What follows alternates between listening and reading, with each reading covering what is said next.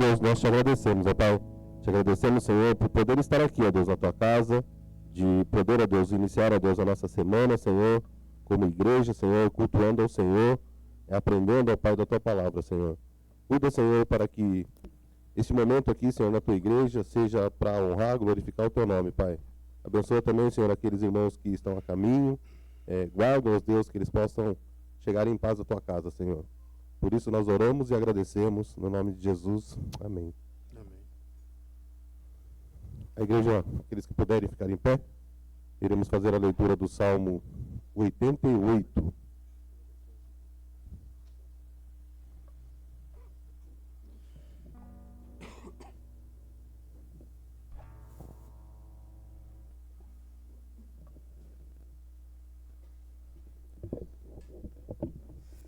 Salmo 88. O salmo também está projetado. Cântico, salmo dos filhos de Corá, ao mestre de canto, para ser cantado com cítara, salmo didático de Remã, Esraíta. Salmo 88, versículo 1 diz assim a palavra do Senhor. Ó Senhor, Deus da minha salvação, dia e noite clamo diante de ti. Chegue à tua presença a minha oração. Inclina os ouvidos ao meu clamor, pois a minha alma está farta de males, e a minha vida já-se à beira da morte. Sou contado com os que baixam a cova. Sou como um homem sem força, atirado entre os mortos, como os feridos de morte, jazem na sepultura, dos quais já não te lembras. São desamparados de tuas mãos. Puseste na mais profunda cova, nos lugares tenebrosos, nos abismos. Sobre mim pesa a tua ira. Tu me abates com todas as tuas ondas. Apartaste de mim os meus conhecidos, e me fizestes objeto de abominação para com eles. Estou preso e não vejo como sair. Os meus olhos desfalecem de aflição. Dia após dia venho clamando a ti, Senhor, e te levanto as minhas mãos. Mostrarás tu prodígios aos mortos? Ou os finados se levantarão para te louvar? Será referida a tua bondade na sepultura? A tua fidelidade nos abismos? Acaso nas trevas se manifestam as tuas maravilhas? E a tua justiça na terra dos esquecimentos? Mas eu, Senhor, clamo a ti por socorro, e antemanhã já se antecipa diante de ti a minha oração. Por que rejeita, Senhor, a minha alma e ocultas de mim o rosto? Ando aflito e prestes a expirar desde moço. Sob o peso dos teus terrores, estou desorientado. Pois sobre mim passaram as tuas iras, os teus terrores deram cabo de mim. Eles me rodeiam como água, de contínuo. Há um tempo me circundam, para longe de mim. Afastaste, amigo e companheiro, os meus conhecidos são trevas. Amém. Deus seja louvado pela leitura da tua palavra. Vamos continuar adorando o Senhor com o hino Tu és digno. Tu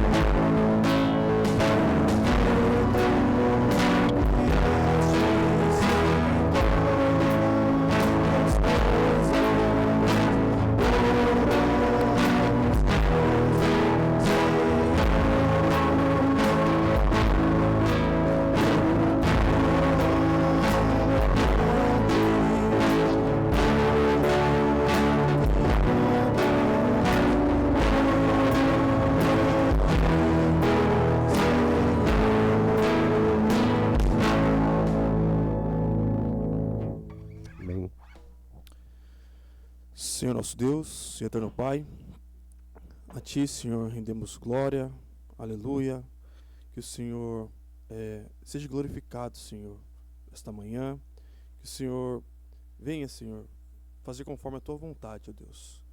Agradecido viemos, Senhor, para exaltar e dizer quanto é misericordioso conosco, Senhor.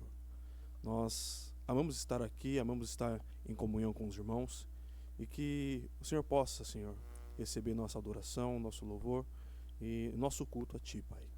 Toda honra, toda glória seja dada somente ao Senhor. Em nome do Senhor Jesus Cristo. Amém. Amém. A igreja pode se sentar. A palavra está com o pastor Denis.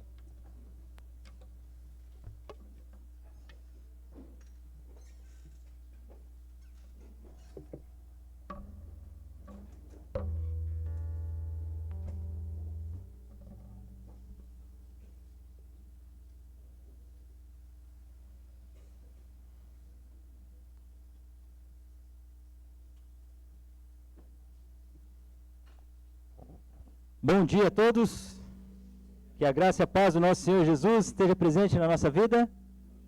Amém. Que manhãzinha quente, quentinha, irmãos, olha só, foi pra praia, irmã? Eita, gente, que benção, estamos aí nesse friozinho e você está aí aquecido, então louve o Senhor por isso, louvado seja o Senhor por ter cuidado da gente, mais um cuidado do Senhor. Mais uma semana se inicia, estamos aqui para adorar ao Senhor com alguns irmãos nossos adoentados, né? Se recuperando, alguns retornando de recuperação. Então a gente fica feliz e agradecido ao Senhor, lembrando sempre da irmã Lindalva pela recuperação dela. A irmã Edneia colocou no grupo com relação à irmã dela, a Edilma, né? E foi tudo bem, graças a Deus, com a cirurgia. Agora é recuperação. Ficamos muito felizes, fizemos essa menção também na quarta-feira. Lembramos de orar, né, pela irmã Edneia aqui, juntamente com o pastor Kevin, estão lá no Rio de Janeiro cuidando e dando atenção para a irmã dela. E louvado seja o Senhor por isso. Sempre lembrando, irmãos, de parentes de irmãos nossos, próximos assim, né, lembrar de orar pelo senhor Levi, pela saúde dele, pai do nosso irmão Ricardo, né, sempre colocar nas nossas orações, né, esse irmão crente, tanto ele quanto a Edilma, né, irmãos que são filhos de Deus, e que Deus esteja cuidando diante desse momento de enfermidade, desse momento de luta. Lembrar então da recuperação, né, e da saúde desses irmãos. Queridos, nós temos o boletim, né, então o boletim está aí. Todas as programações estão lá, as escalas também estão lá, e a devocional escrita pelo pastor Kevin, orando em favor dos filipenses, a importância de nós orarmos por outras pessoas, fazermos súplicas. E diante desse tema eu quero encorajar você a vir ao culto de oração.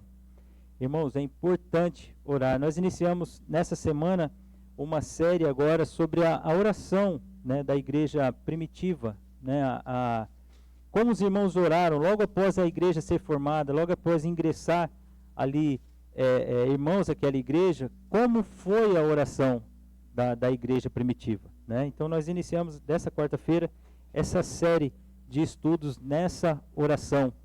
Então a importância da igreja interceder, está lá no capítulo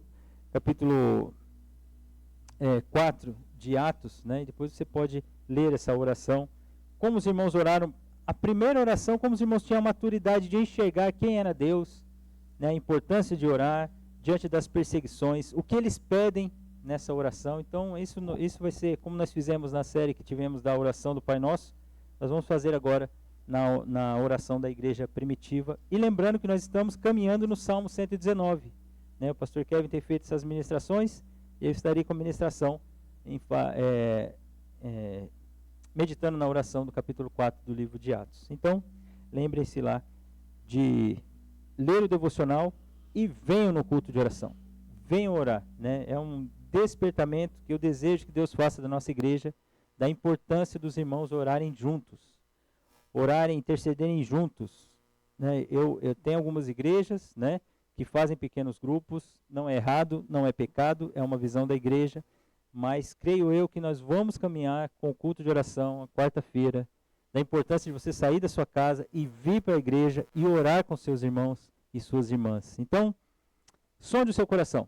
Se realmente é um tempo que você não tem na quarta-feira. Eu sei que tem pessoas que trabalham, eu sei que tem pessoas que estudam e não podem estar conosco na quarta-feira. São impedimentos que essas pessoas têm, eu entendo plenamente. Mas avalie, cada um avalie, né, o seu coração e da importância de estar junto com a tua igreja orando nas quartas-feiras. Tá bom, queridos? Um aviso que eu te dou, um encorajamento, na verdade, para os irmãos orarem. Lembrando também que no nosso boletim tem os aniversariantes, então, olha lá, presta atenção, tem aniversariante hoje, então o almoço é por conta do irmão Ricardo, né? Então, os irmãos estão convidados aí logo depois do culto, né? Aniversário da irmã Andressa, que Deus abençoe, irmã. É uma bênção ter você no nosso meio, né? Ser uma bênção nós comemorarmos no domingo. Então, você fez aniversário no domingo, olha que beleza, você comemora com a igreja, todo mundo junto. Que bênção isso, louvado seja o Senhor. E a família vai ficar para o nosso almoço ali. Como eu disse, né, o Ricardo, já. Almoço, não é isso, Ricardo? Está liberado para todos aí, tá? Vai ser uma bênção estarmos juntos. Ok, queridos? Mais algum aviso que eu possa ter esquecido? Não? Então vamos dividir para nossas salas. Tenham todos uma excelente aula.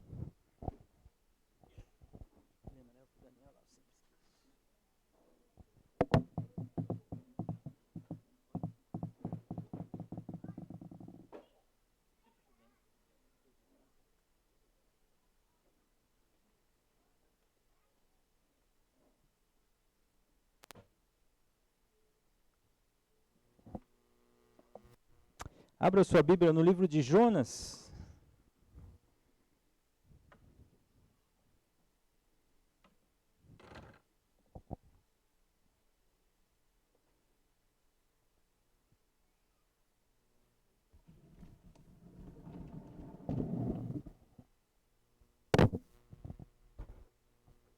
Livro de Jonas, capítulo 1.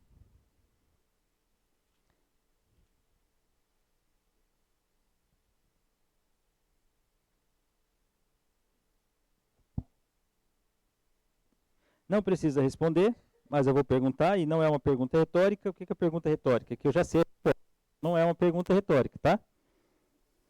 Você leu o livro de Jonas durante a semana? Como eu disse, não é retórica, não precisa responder, tá? Espere em Deus que você tenha lido o livro de Jonas inteiro nessa semana. Capítulo 1 do livro de Jonas.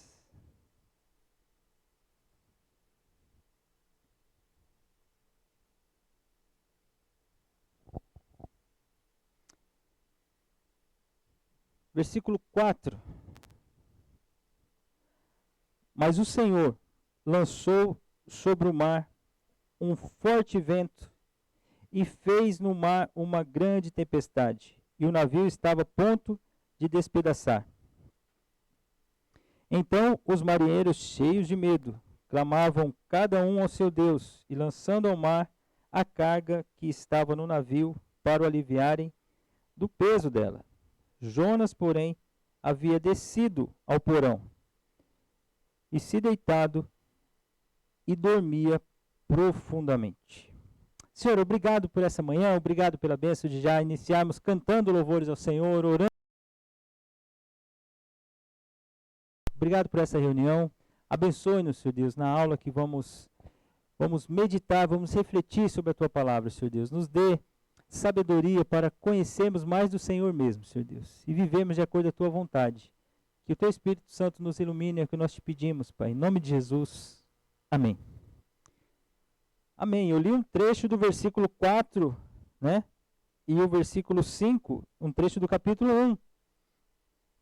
Mas o Senhor lançou sobre o mar um forte vento. Quem está agindo aqui, queridos? É isso aí. É Deus, é isso mesmo. Né? Pastor, essa resposta eu pensei que ia ser um pouquinho mais complicada. Não, mas essa é direta mesmo. Deus, o Senhor está agindo. Irmãos, pode entrar no barquinho, pode tentar ir para Tarsis, pode obedecer a Deus indo para Nínive, pode não ser cristão, pode ser cristão, pode ser o mar, pode ser terra. Isso é entender a soberania de Deus. O livro de Jonas, dentre as várias ênfases que ele dá, ele mostra esse Deus soberano sobre todas as coisas. a ponto de deparar um grande peixe, a ponto de fazer com que o mar fique revolto, a ponto de fazer com que o mar fique calmo, a ponto de converter o coração de pessoas com um coração extremamente endurecido, como era o coração dos ninivitas. O livro de Jonas, 4 capítulos preciosos, que deixam claro para nós quem é o nosso Deus. Pegue a página da sua Bíblia, capítulo 4, aí. Leia o versículo 2 do capítulo 4.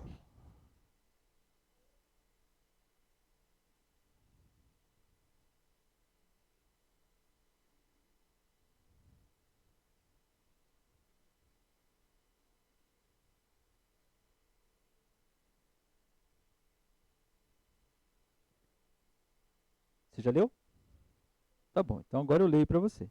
E orou ao Senhor e disse: Ah, Senhor, não foi isso que eu dizia estando ainda na minha terra? Por isso me adiantei fugindo para Tarsis, pois sabia que és. Todos juntos, vamos ler. Misericordioso e tardio em irar-se, e grande em benignidade, e que te arrependes do mal.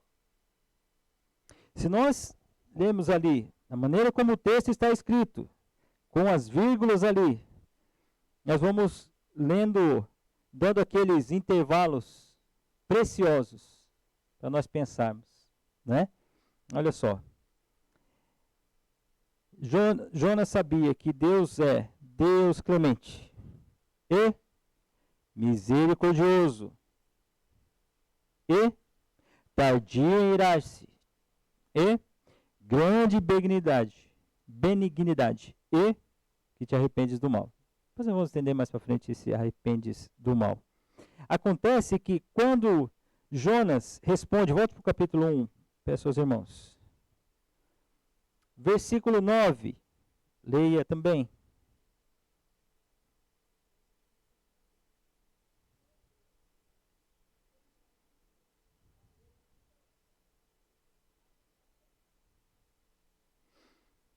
Jonas sabia que era esse Deus.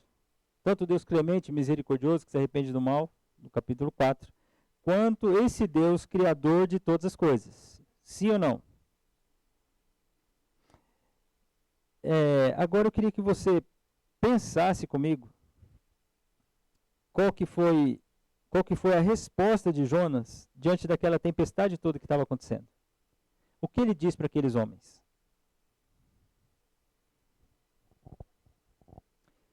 Isso, o jogue no mar. Por quê? Vai lá, o versículo que está dizendo isso. Por quê?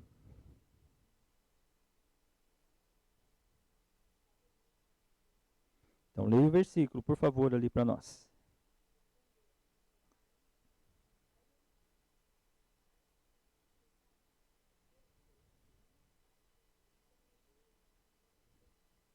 Responda-me, Jonas está errado ou ele está certo?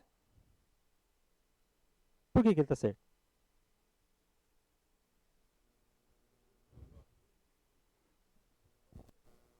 Exatamente. Deus mandou fazer uma coisa e fez outra, está colhendo as consequências. Mas, por que Jonas estava certo?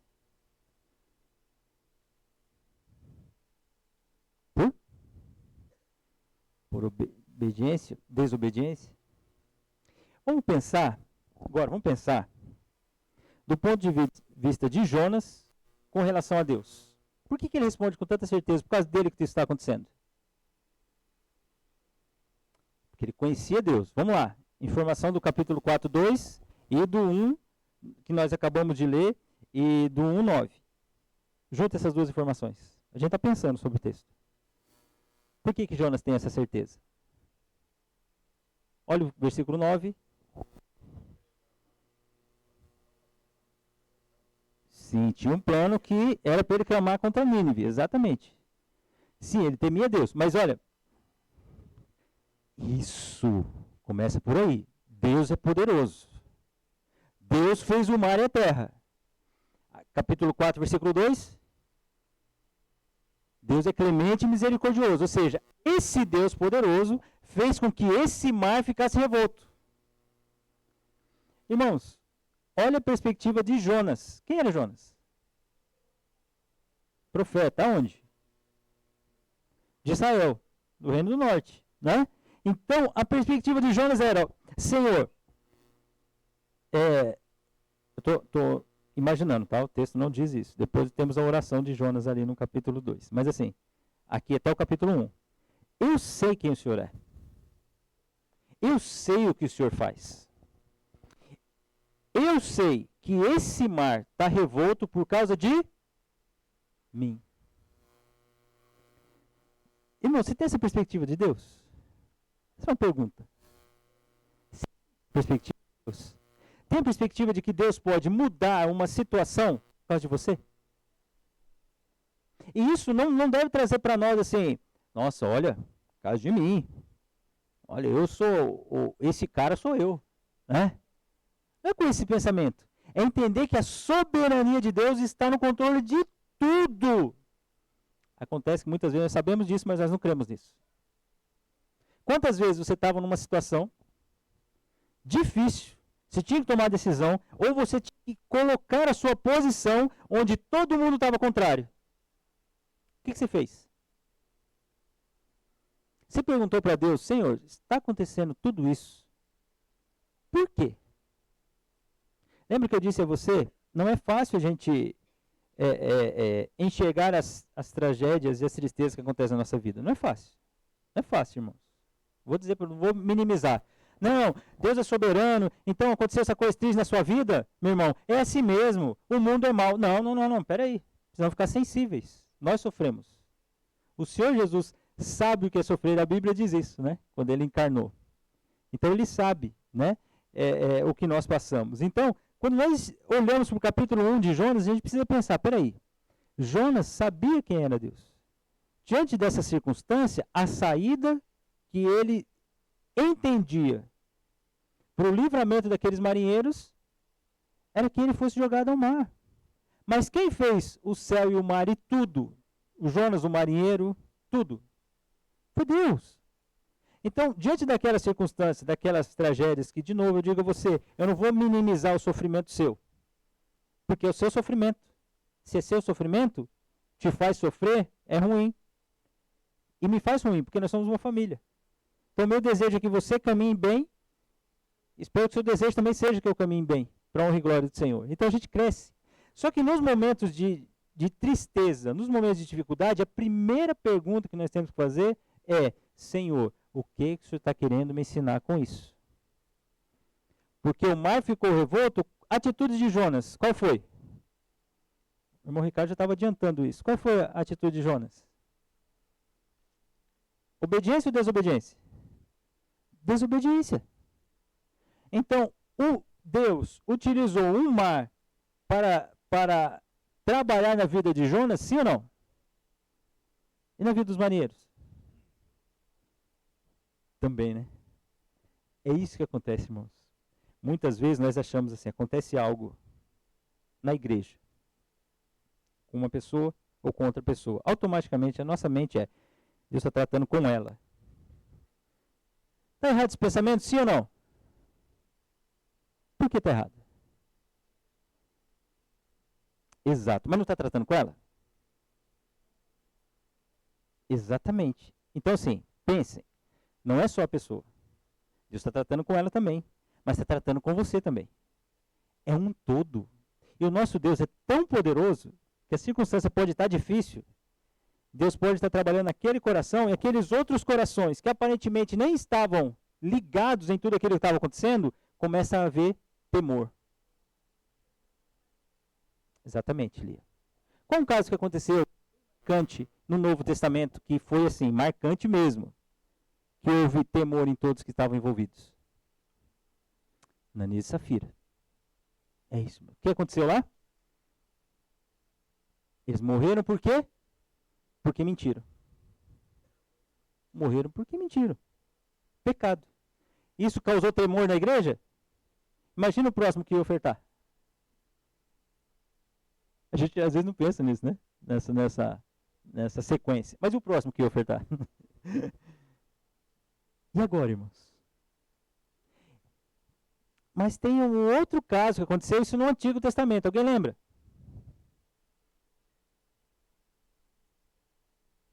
Não, no Antigo Testamento. Isso, Nadab e Abiú foram oferecer sangue estranho, sangue estranho, que sangue estranho. Fogo estranho diante dos... Provavelmente eles estavam bêbados, eles morreram ali, causou um temor. Ambos foram no primeiro culto da igreja. Por que nós perdemos essa reverência, irmãos? Por que nós não tratamos a igreja do Senhor, que foi salvo pelo sangue precioso do Filho dele, unigênito, da mesma forma? Lembra que eu trago uma frase para você? Não brinque com a igreja do Senhor. Não brinque com a igreja do Senhor. Porque esse temor, tanto de Nadab e Abiú, lá no tabernáculo, como de Ananias e Safira, na igreja, é o mesmo hoje. Deus é o mesmo hoje.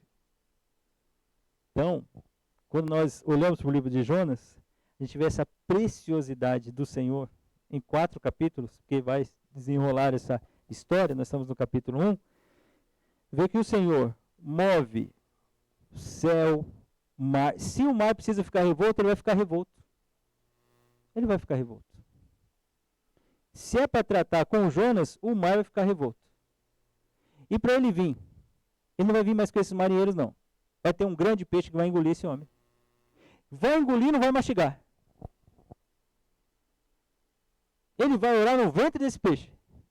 E vai chegar aonde eu determinei que ele fosse. Impressionante isso quando a gente começa a pensar no livro de Jonas, queridos. Vamos caminhar um pouquinho mais no capítulo 1. Vamos lá. Aqui a palavra do Senhor. Veio a palavra do Senhor a Jonas, filho de Amitai, dizendo: dispõe-te, vai à grande cidade de Nínive e clama contra ela, porque a sua malícia subiu até mim. Esse pensamento de a sua malícia subiu até mim, nós podemos trazer à memória 2 cidades também. Quais 2 cidades que a malícia chegou? Até Sodoma e Gomorra. 2 cidades que isso também aconteceu. Jonas se dispôs. Qual que era a disposição?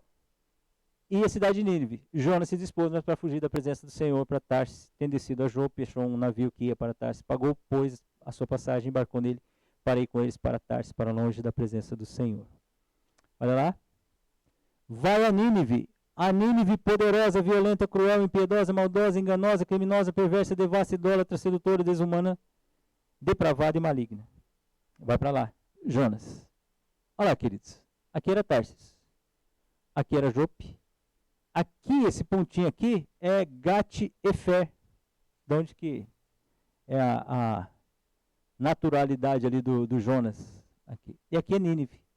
Nós vimos 800 quilômetros daqui para cá, e mais ou menos aqui de 3.000 a 4.000 quilômetros para cá, para fugir da presença do Senhor. A ordem do Senhor foi, alguém leia, por favor, esse versículo 1 e 2.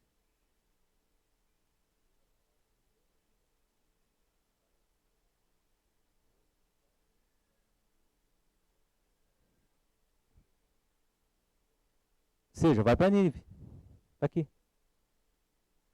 Alguém lê o versículo 3? Pode ler, Jonas, novamente.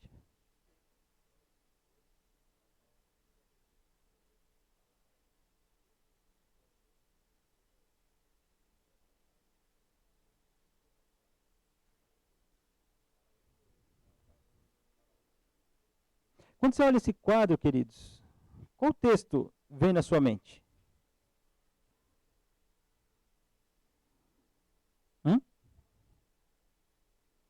Não ouvi. Deuteronômio 28, bênção e maldição? Sim, pode ser.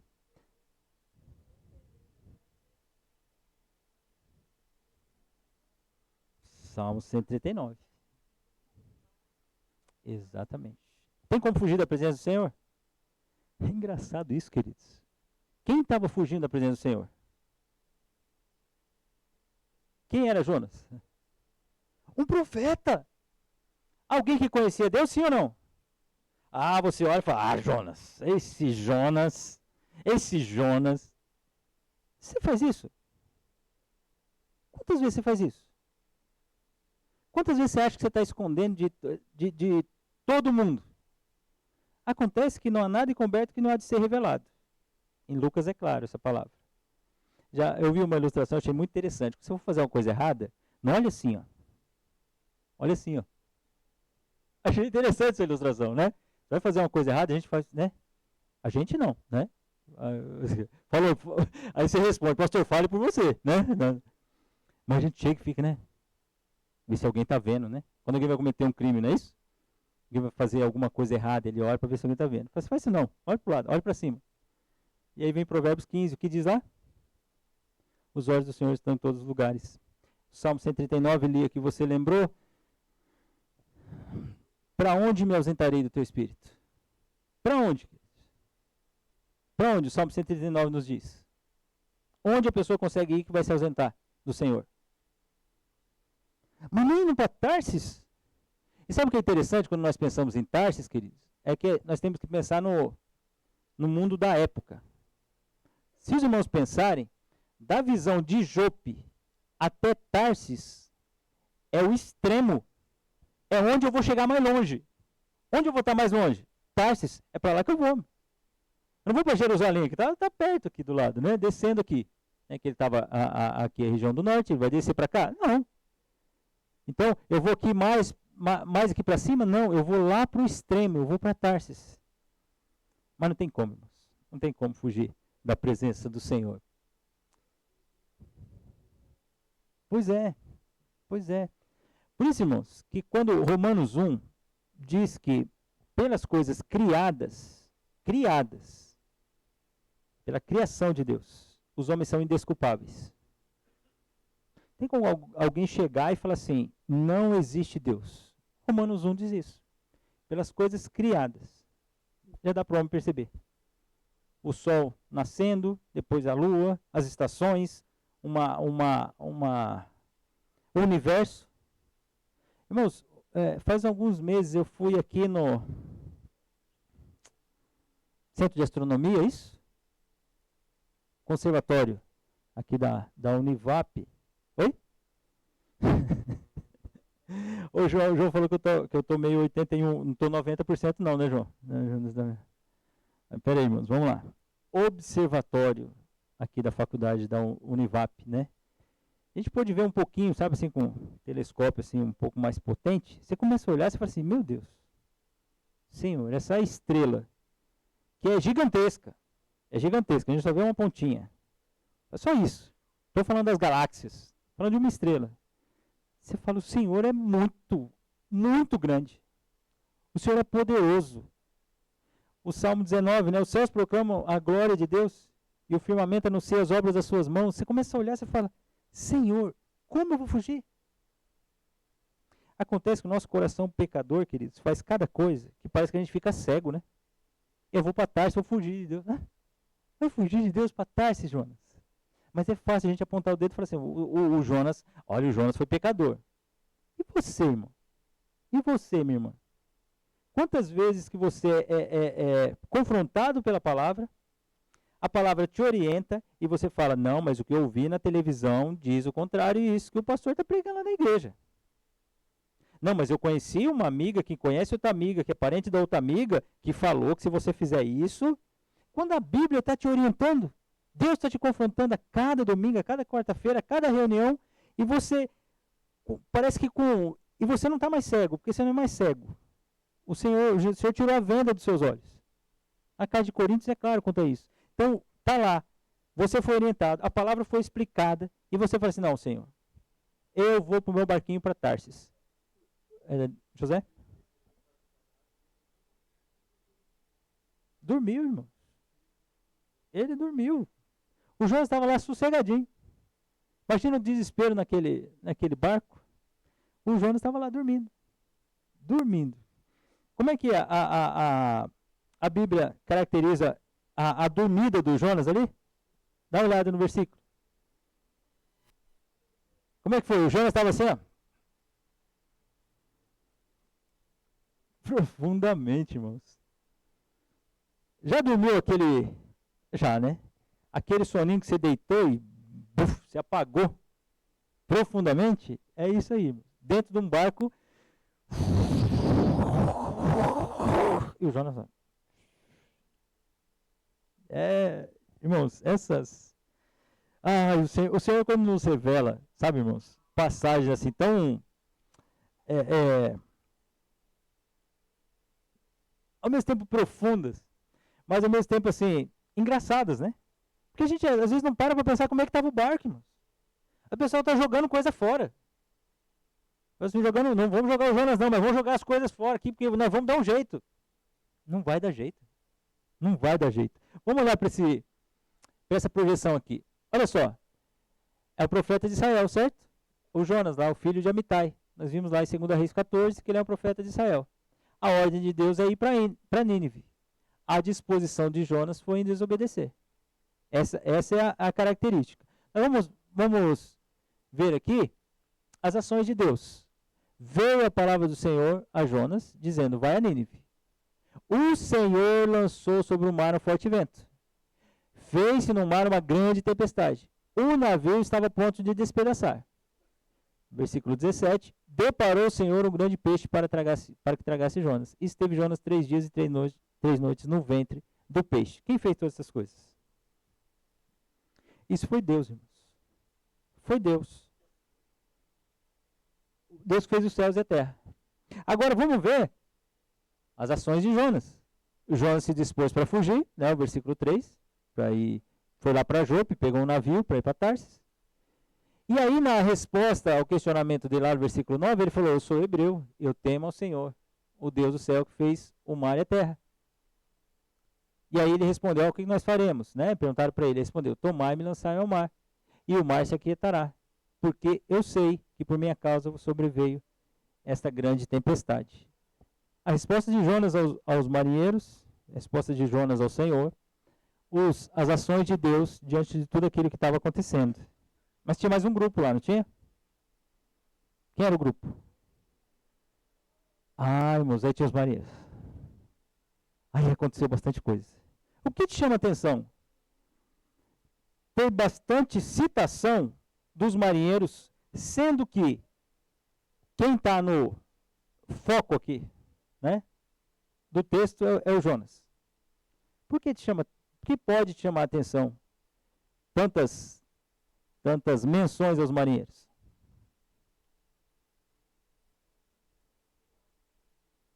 Oi? Isso. Eles oravam aos seus deuses. Eles tinham o entendimento de que aquela tempestade, essa não é normal. Alguma coisa aconteceu. E nós precisamos de um livramento. Qual que é? É o Deus do mar, o Deus do vento, é o Deus que a gente não conhece. Vamos a algum Deus aí. A questão foi o seguinte. Aquelas orações todas, deu resultado ou não? Por que não deu resultado? Porque não existem outros deuses. Porque outros deuses não existem. Você tem consciência disso? Você tem certeza disso?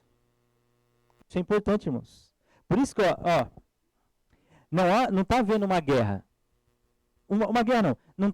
Não está havendo uma luta entre o diabo e Deus. Sabe assim? Parece que é a luta de boxe. Aí lá vai o diabo, agora o diabo está ganhando, olha, está vencendo. Tal. Aí daqui a pouco Deus vai dar um murro e bate no diabo, aí o diabo agora perde, mas daqui a pouco ele se levanta e ele começa a lutar. Não tem isso, irmãos. Não existe isso.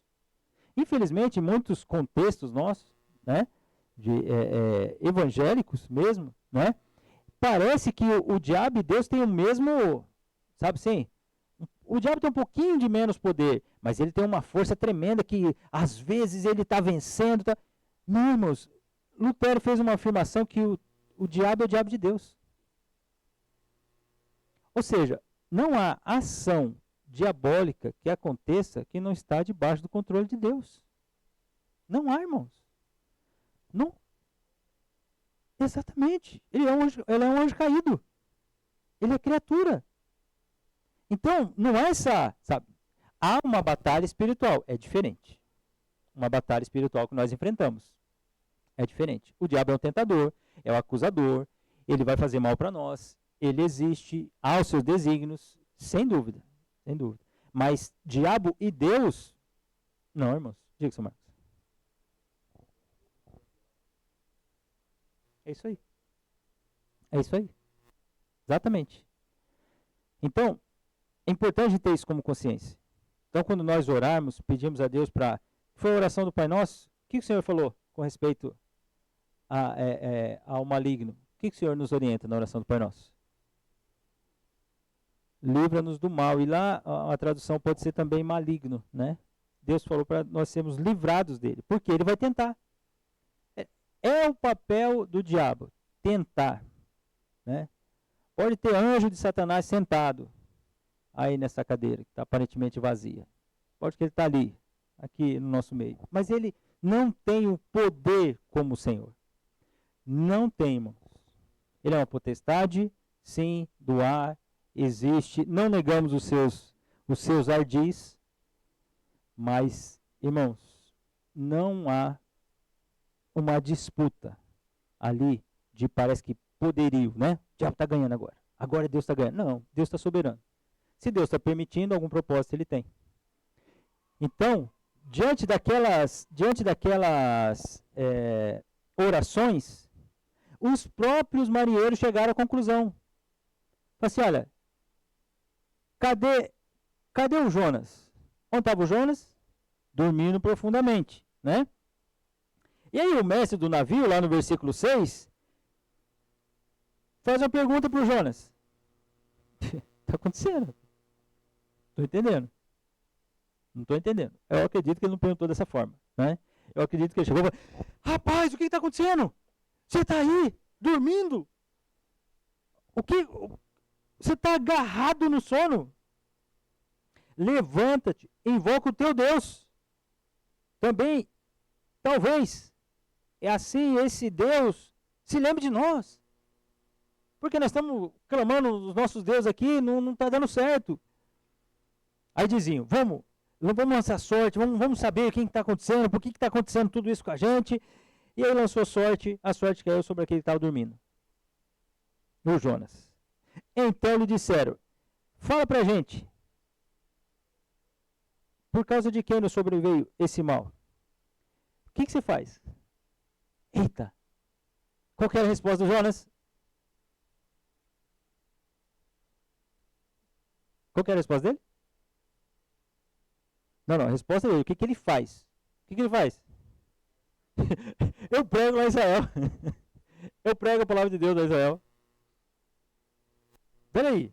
Então, qual é a sua ocupação? Da onde você vem? Eu venho lá de Israel. Ah. Qual é a sua terra?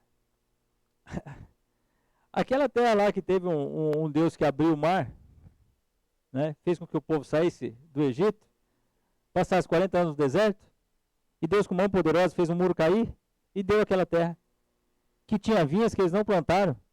Aquela terra lá de Israel. Essa história provavelmente era conhecida daqueles marinheiros, queridos. É de que povo? Aquele povo escolhido de Deus. Que Deus disse lá em Deuteronômio que não é porque eles fossem mais numerosos. Ele lhe respondeu, eu sou hebreu, eu temo o Senhor, o Deus que fez o céu, esse mar aqui que está revolto, e a terra. Então os homens ficaram possuídos de grande temor e lhe disseram, que é isso que fizeste? Alguém lê a continuidade do versículo? Versículo 10.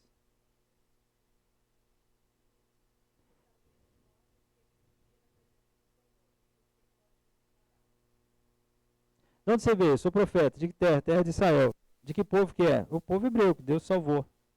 E é o seguinte, eu vim para cá porque Deus mandou ir para Nínive. Você já ouviu falar de Nínive, né? Nínive é violenta, é poderosa. Eu falei assim, eu vou fugir de Deus, eu vou para Tarsis. Por isso que eu peguei esse barco aqui. Irmãos, o que os homens falaram? Versículo 11. O que nós vamos fazer para que o mar se acalme? Porque o mar está piorando cada vez mais.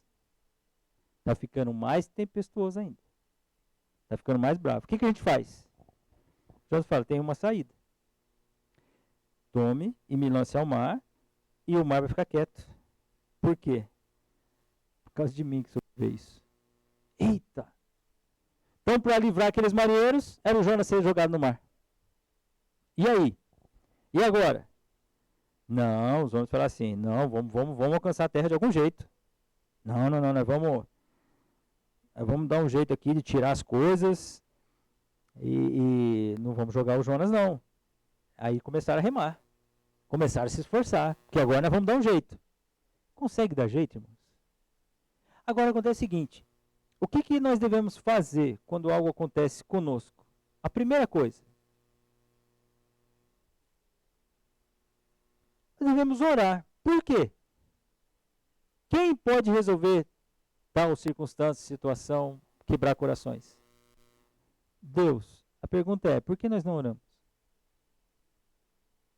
Não, pastor, porque eu conheço o fulano que é influente, que conversa com o ciclano e tal. Ah, é? Aí vai remando. Não, acontece o seguinte, pastor, não é. Eu já tentei, porque lá na minha experiência passada, eu vi, eu conheci um irmão crente que fez isso e deu certo e tal, não sei o quê. Irmãos, não estou negando as experiências, não estou negando a sabedoria que Deus te deu, mas o primeiro passo de todo cristão é orar. O primeiro passo de todo cristão é orar. Agora, os marinheiros não tinham Deus, né? É porque eles estavam clamando para os deuses dele. O que nós vamos fazer? Jogar você no mar? Aí nós vamos matar você. Pronto, agora nós somos assassinos. Não, assassino não, nós vamos remar. Vamos remar. Mas o problema, queridos, no versículo 13, o que ia acontecendo com o mar? Mais e mais. Mais e mais. Então clamaram ao Senhor e disseram, Ah, Senhor, nós rogamos-te que não pereçamos por causa da vida deste homem, e não faças cair sobre nós este sangue, quanto a nós inocentes, porque tu, Senhor, fizeste como te aprova. Alguém tem outra tradução? Aí, o finalzinho do versículo 14. Como quiser. O Senhor fez como ele quis. Quem disse isso, irmãos?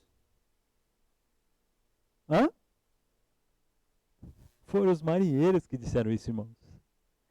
Foram os marinheiros que estavam clamando aos deuses deles. Foram os marinheiros que falaram que Deus fez conforme ele quis. Meu irmão, saiba disso. O seu testemunho de vida cristã, vida com Deus, dependência do Senhor, obediência, oração, firmeza na palavra, é um testemunho para os incrédulos. Ao passo que a sua desobediência, a sua negligência, a sua falta de compromisso com o Senhor, a sua falta de amor, a sua falta de perdão, também é um testemunho para os incrédulos. Acontece que o Jonas foi colocado naquela situação, ele explicou que tudo isso está acontecendo por causa dele, aqueles homens falaram assim, Senhor, nós não queremos ser assassino, não queremos ter a culpa do sangue desse homem aqui.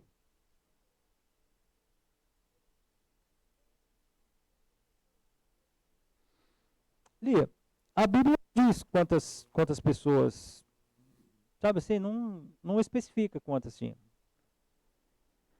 É porque eu entendo, vocês às vezes falam alguns estudos, quantos tinham, né, essas questões, tudo.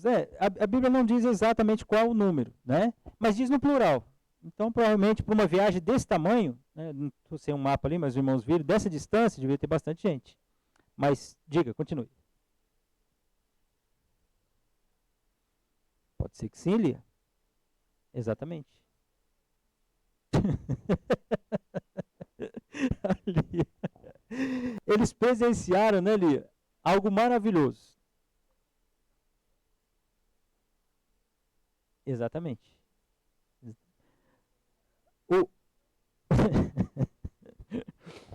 Mas, Lia, eu vou dizer uma coisa para você, minha irmã. Mais impressionante do que esse mar aqui. Jesus curou pessoas na frente do público. Assim. Sabe assim? Estava um coxo. Aí o Senhor fala, fica curado. Trouxeram uma maca com o homem deitado na maca. O Senhor falou para ele carregar a maca. Agora, ao invés de ele tá doente, agora ele pega a maca e leva e vai embora. Na frente das pessoas. O que eles gritaram na crucificação? Crucificam. Para mim, Lia, essa presença do Rei dos Reis diante do povo foi mais mais impactante. E pessoas também não creram ali. É estranho, né, irmão? A gente olha assim e fala assim, como pode isso? Irmãos, é que louve o Senhor porque seu coração foi transformado. Porque o coração duro do homem faz ele ficar cego. Pode ser que aqueles homens chegaram lá, Lia, eu não sei, né? Aí como a gente usa essa palavra, conjectura, né? Porque a gente não sabe, né? Pode ser que esses homens chegaram em Tarsis, né? E, olha, aconteceu um evento lá, foi muito jóia lá, que teve um Deus lá que fez parar o mar. Impressionante isso, impressionante, foi um poder. Mas ele presenciou. Agora, creio eu que pode todos ter sido salvos lá. Pode ser que Deus tinha um plano. Por que eu penso que pode ter sido todos salvos ali? Porque em Nínive foram. Então pode ser um plano de Deus para os marinheiros ali. Pode ser. Acontece que nós devemos nos colocar na posição de Jonas. Nós estamos num barco onde pessoas estão ao nosso redor. Nossa vida é um testemunho. Irmãos, quando o mundo fala de amor, você que é crente entende o amor. O amor incondicional. O amor que não coloca condição. Isso é amar biblicamente. Você tem esse amor. Por que eu posso garantir que você tem esse amor? Me responda biblicamente. Porque a gente é cristão, a gente crê em Deus. Tá, biblicamente falando, tem um versículo que fala sobre isso. Pelo menos um. Oi? João 3,16, nós fomos alcançados pelo amor de Deus, mas não é esse ainda. Diga. Porque Deus nos amou primeiro, nós conseguimos amar. É um versículo. Esse é muito rico também. Mas tem outro que diz que você tem esse amor. Fruto do Espírito. Fruto do Espírito. Qual é o primeiro fruto do Espírito? Ué, como um cristão convertido fala que não consegue amar? Qual que é a pergunta? Se ele realmente é cristão. Porque o primeiro fruto do Espírito é amor. Não é isso? Então, irmãos, quando a gente fala de amor, para o mundo é uma loucura. Porque o sacrifício da cruz foi a prova de amor. Aí que o Ricardo está falando, João 3,16. Ali na cruz foi a ação de amor de Deus para conosco. A prova desse amor. Então o cristão pode amar. Quando cristãos têm coração endurecido, eles estão com problema. Ou eles não compreenderam a fé. Ou eles não estão se esforçando por viver o amor que existe no coração dele. Ou ele não é cristão. Uma pessoa de coração duro? Ah, pastor, não pisa no meu calo, não. Ah, é difícil perdoar, pastor. Ué, mas você é crente, mano. Então, tome ações que vão caminhar ao perdão, que vão caminhar ao amor, que vão caminhar à bondade, que vão caminhar à fidelidade. Por quê? Porque você é crente. Tudo isso é fruto do Espírito. Eu tenho certeza, o fruto do Espírito não veio pela metade para você não, meu irmão. Não veio faltando. Ah, pastor, é que eu sinto que eu tenho o fruto do Espírito. Mas o amor não chegou muito, não, pastor. Que é isso, irmãos? O fruto do Espírito ele é completo. Pastor, eu não consigo. Pastor, olha, eu desço do salto, pastor. Eu saio de mim. Eu não consigo me dominar. Peraí, fruto do Espírito é domínio próprio. Como o cristão não pode fazer? Como que ele não pode se dominar? Talvez nós aprendemos errado. Nós praticamos errado. Agora, quando você entende as Escrituras, é importante que você tenha isso como, sabe, como certo. Eu sou um cristão. Então, diante de um mar revolto, que a solução vai ser me sacrificar por essas pessoas, foi essa decisão de Jonas, essas pessoas vão presenciar isso. Essas pessoas vão ver. Eles clamam ao Senhor, dizendo, Senhor, nós não queremos perecer por causa da vida deste homem. Mas a solução do seu profeta foi ser morto para que nós sejamos livres. Irmãos, o que acontece no versículo 19? Eles levantam a Jonas, lançam ao mar. Imagina a cena. Vamos pensar. Aí está levantando o Jonas.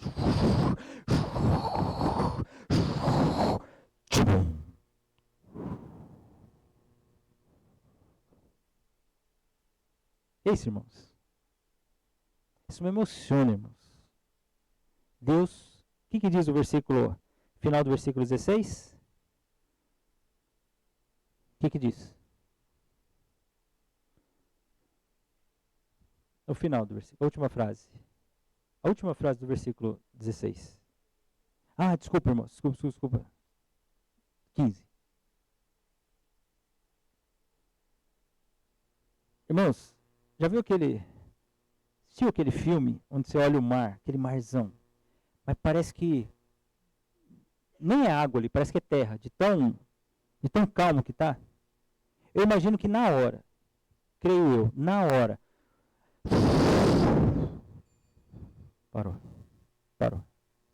parou, cessou, acabou.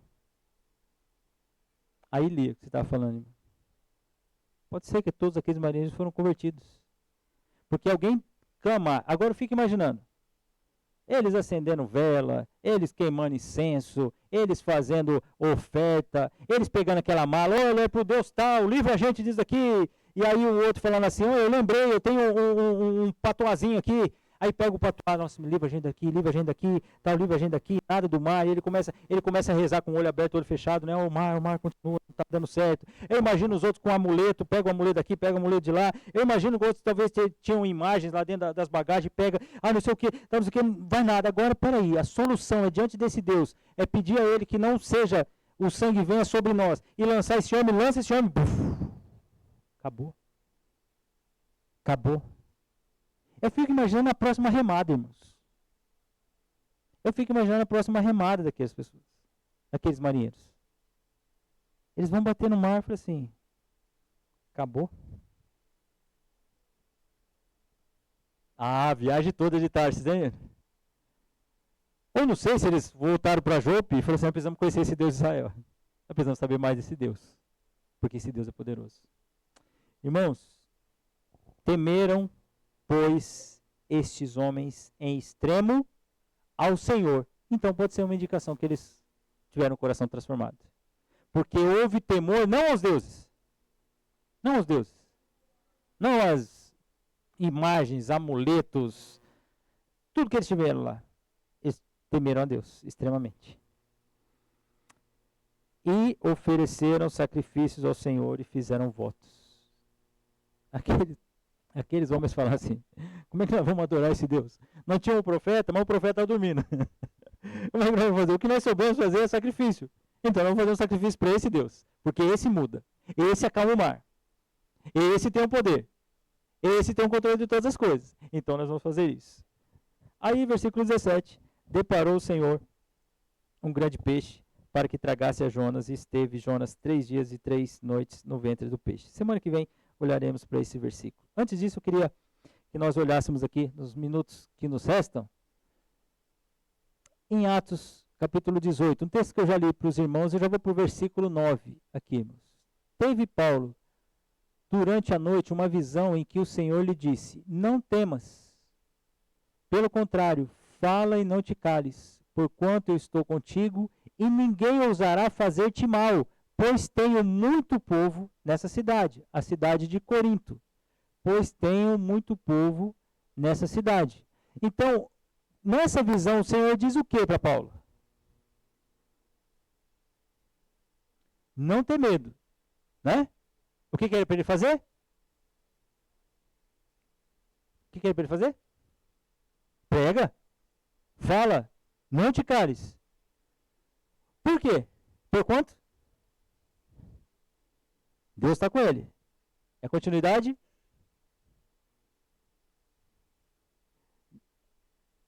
Antes do povo na cidade, ninguém vai te fazer mal. Se Paulo conhecia o livro de Jonas, ele tinha coragem para pregar em Corinto, sim ou não? Paulo conhecia o livro de Jonas, né? Agora, aquela Corinto é uma região portuária, a região de Corinto. Tem pessoas de todas as nações ali, né? A igreja de Corinto é uma igreja que demonstra muitos problemas que a igreja enfrentou, né? Muitos problemas. Então, aquela cidade de Corinto, Deus encoraja Paulo a dizer, Paulo, vai, que eu sou com você. Não tema, eu tenho muito povo em Corinto. É isso que diz aqui. Eu tenho muito povo nessa cidade. Ali Paulo permaneceu 1 ano e 6 meses ensinando entre eles a palavra de Deus. Agora, tem outros momentos em que Deus também vai alcançando pessoas, né? O Deus que fez o mar, a terra, né? O Deus que converte corações, o Deus que acalma o mar revolto. Ele tem muito povo aqui em Corinto, certo? E ele vai alcançar um etíope, eunuco, quando ele leva Filipe para lá. E ele vai alcançar uma mulher chamada Lídia, lá em Filipos. Porque a intenção de Paulo, eu vou só colocar esse slide para nós prestarmos atenção. A intenção de Paulo era passar, nós vamos ver esse texto semana que vem. Ele estava passando pela região aqui, Frígio, Gálata, e a intenção de Paulo era ir para Bitínia. Ele vai passando por Mísia, chega em Trode. Essa intenção de Paulo era vir para cá. Diferente de Jonas, Paulo queria pregar a palavra. Só que no coração de Paulo estava, eu vou para Bitínia, essa região aqui. Ele tem um sonho em Atos 16, que diz para ele ir para Filipos. A pergunta é, queridos, para encerrar a nossa aula. Quem tinha povo em Filipos? Deus. Quem tinha povo em Corinto? Quem ia salvar o eunuco? Quem salvou os marinheiros? É isso, irmãos. Isso é crer na soberania de Deus. Isso é saber que a sua vida pode sim ser usada por Deus para que pessoas conheçam o Evangelho. A questão é o quanto você está vivendo esse Evangelho. O quanto você está obedecendo. O quanto você ouve e fala assim, eu vou seguir. Mas é difícil para mim. Eu sei. É desafiador para mim. Pois é, você é pecador, eu também sou. Mas quantos de vocês estão falando assim, peraí, eu estou abrindo mão. Eu estou me comprometendo. O barco está revolto, mas Senhor, me usa. Me usa, eu não quero estar dormindo. Aliás, eu nem quero entrar nesse barco da desobediência. Eu quero fazer a vontade do Senhor. Quantos de nós oramos assim, irmãos? A história de Jonas é tão presente. Jonas reflete muito o que nós fazemos. Deus fala uma coisa, nós fazemos outra. Às vezes parecemos marinheiros, vamos dar remada, vamos nos esforçar, quando na verdade, queridos, a única coisa que você precisa fazer na sua vida é a vontade de Deus. Deixa, não que você tenha o poder para impedir, tá? Mas eu vou usar essa colocação. Deixa Deus usar você. Por que não? Ah, pastor, mas eu sou assim, eu sempre fui assim e tal. Irmãos, obedeça ao Senhor. Ouviu um princípio hoje? Aplique. Viva. Se esforce. Se dedique. Seja um cristão que fala assim, peraí, Senhor, qual o caminho da obediência? Fazer isso? Mas se eu fizer isso, vão ter as consequências. Pelo menos eu acho, porque nós não conhecemos o futuro. Mas se é para obedecer, eu vou obedecer. Atos 16, Paulo prontamente esqueceu, ou deixou o desejo dele de ir para Bitínia, e foi para Filipos. Agora, Deus não teria misericórdia da Bitínia? Sim ou não? Deus teria misericórdia da Bitínia? Sim ou não? Sim. Mas por que Deus levou Paulo lá para Filipos? Porque ele quis. Vamos responder igual aos marinheiros? Porque aprove a Deus fazer dessa forma. Então hoje, quando você estiver ceando, pensa nisso. Aprove Deus salvar você. Aprove Deus me salvar para participar da ceia do Senhor. Sabe o que é isso, irmãos? Graça. Então todo cristão hoje tem motivo para louvar a Deus alegremente, independente das circunstâncias. Vamos orar. Senhor, obrigado por essa manhã, obrigado pela bênção de meditarmos, Senhor Deus, no livro de Jonas, um livro tão precioso para nós, Senhor. Nós queremos seguir o caminho da obediência, Senhor Deus. Então, fale conosco, Pai, através da Tua palavra. Senhor, direcione os nossos caminhos, Senhor Deus. Confronte os nossos pecados.